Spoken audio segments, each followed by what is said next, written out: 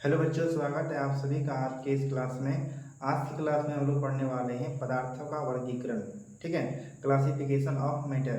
ठीक है, तो जैसे कि आप लोगों ने पिछले वीडियो में देख चुका था पदार्थ के बारे में, हम आपको बताए थे कि पदार्थ किसे कहते हैं। ठीक है, इसके बारे में जानकारी दे दिए थे। ठीक है ना, तो आज हम लोग जो है भौतिक अवस्थाओं के आधार पर पदार्थ जो है कितने भागों में बटा है उसके बारे में हम लोग जिक्र करेंगे। ठीक है, बेसिकली जो पदार्थ होते हैं, पदार्थ जो होते हैं वो पदार्थ जैसे भौतिक अवस्थाओं के आधार पर और एक होते हैं रासायनिक गुणों के आधार पर। ठीक है, तो भौतिक अवस्थाओं के आधार पर हम लोग जिक्र करेंगे और रासायनिक गुणों के आधार पर जो पदार्थ होते हैं वो भी तीन तरह के होते हैं, जैसे तत्व, यौगिक, मिश्रण।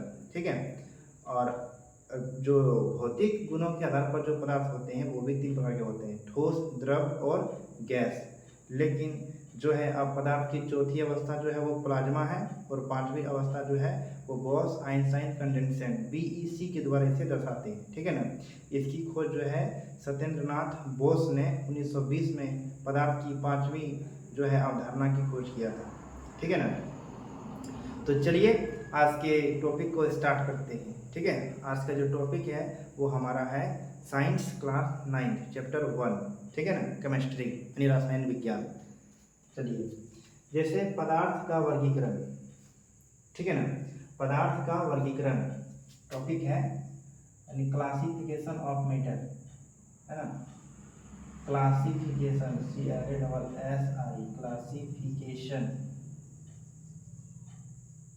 क्लासिफिकेशन ऑफ मैटर,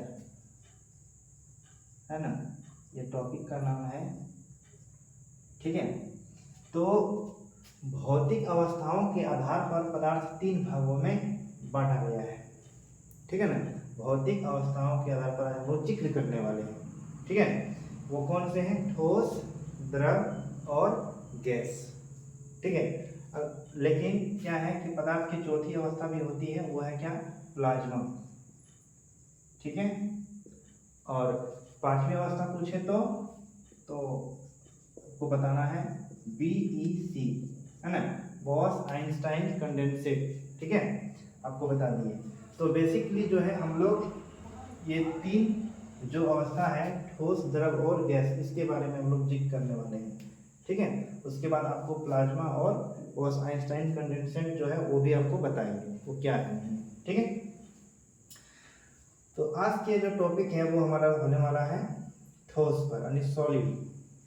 ठीक है, सॉलिड जो पदार्थ होते हैं, ठोस पदार्थ, वो क्या होते हैं, नहीं होते। ठीक है, जैसे देखिए, जैसे ठोस पदार्थ किसे कहते हैं? वैसा पदार्थ जिसकी आकृति निश्चित होती है और आयतन भी।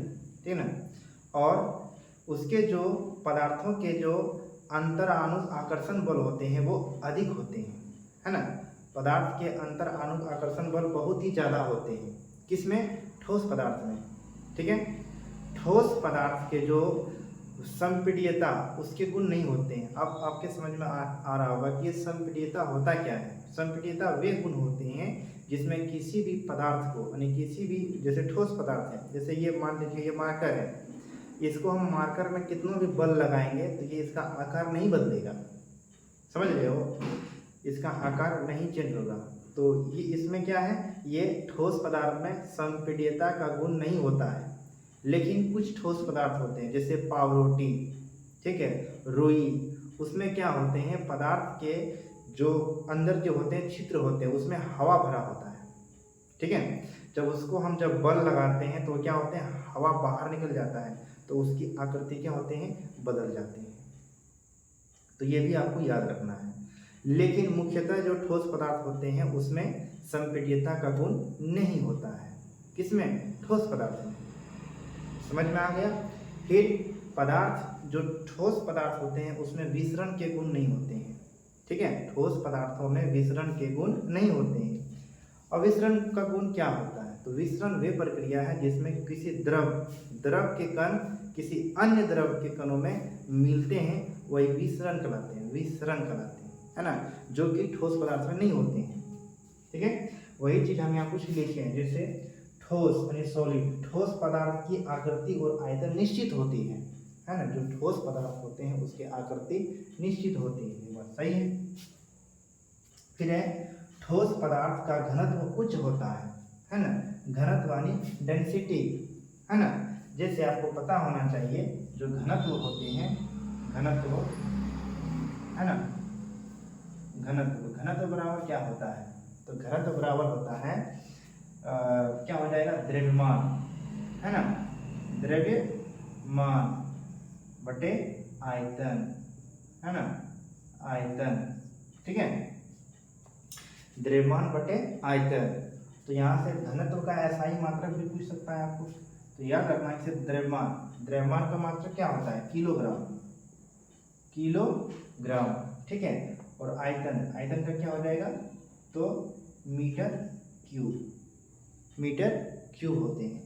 तो बेसिकली जो है द्रव्यमान यानी घनत्व का जो ऐसा ही मात्रक होता है वो ये भी लिख सकते हैं आप, किलोग्राम प्रति मीटर क्यूब, है ना, ऐसे। चलिए ये इसके क्या हो गए, ऐसा ही मात्रक हो गए, ठीक है।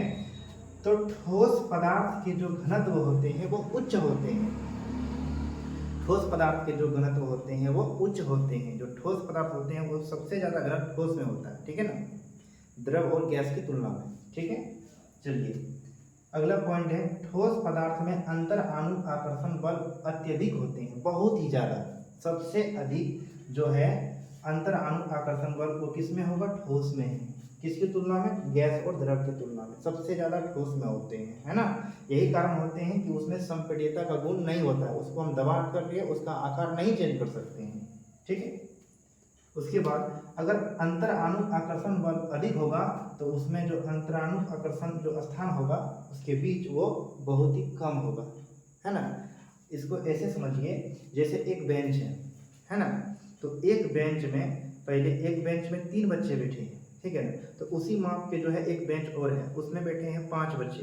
तो श्योर सी बात है जो 3 बच्चे जो बैठे हैं उसमें थोड़ा जो जगह के बीच में जो गैप होगा, और वही बेंच में 5 बच्चे बैठे हैं तो उसमें क्या होगा, स्थान थोड़ा सा मतलब जगह बहुत ही मतलब सटा हुआ है, स्थान क्या बहुत सटा हुआ है। तो वही कहता है ठोस पदार्थ में जो अंतर अणु स्थान जो होते हैं वो बहुत कम होते हैं, है ना। क्यों होते हैं, क्योंकि आकर्षण बल इसका अधिक होगा। जिसमें अंतर अणु आकर्षण स्थान बहुत कम होगा, स्थान जो बहुत कम होगा, सटा होगा, उसमें बल भी क्या होगा, अत्यधिक होगा। ये पॉइंट आपको याद रखना है, क्वेश्चन बनते हैं यहाँ से, है ना। आगे ठोस पदार्थ बहुत दृढ़ होते हैं, है ना। ठोस पदार्थ जो होते हैं कठोर और दृढ़ होते हैं, ठीक है, ये भी पॉइंट आपको याद रखना है।